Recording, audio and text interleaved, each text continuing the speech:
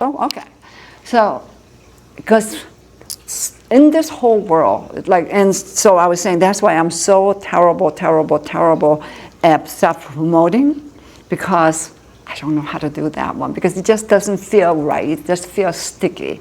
I know that's necessary, and it probably is really a good thing that people do. Like, I mean, I should put up like big signs and post things, and like even an award that I receive, I just want to crawl under the hole.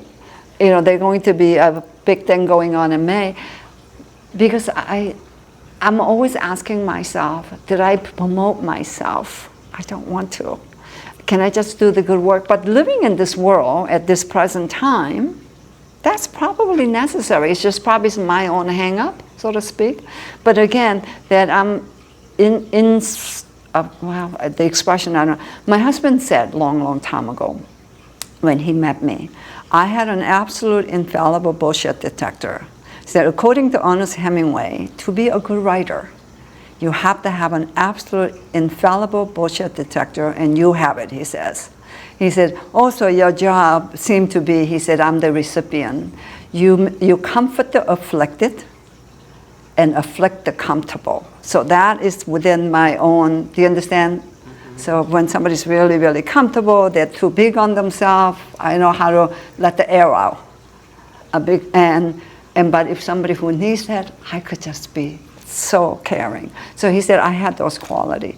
So having that quality, doing kind of my work, is really when people come and said, I want to be enlightened. I just ask, like, okay, do you have a level you want me to like stop? You know, do you want, you know, just me to say to you things you want to hear, just give you an affirmation? Because everybody has story, right? Everybody, like if somebody said this, and a lot of times we show up in telling stories with people. We already have a narrative that we already created. We just want people to agree with you, so to speak. How many of us that really want just hear all the thoughts, all the nuance? Most of us, not because we're bad or anything, we're scared to hear it. Because we want a validation. If somebody agree with you, that interpretation is that I'm important. I'm important. And as I think I said in a multiple times, a friend of mine said, Misun, I really like people that like me. Is that bad? And I said, Richard, who doesn't want to be liked? Everybody wants to be liked. That's not a bad quality at all.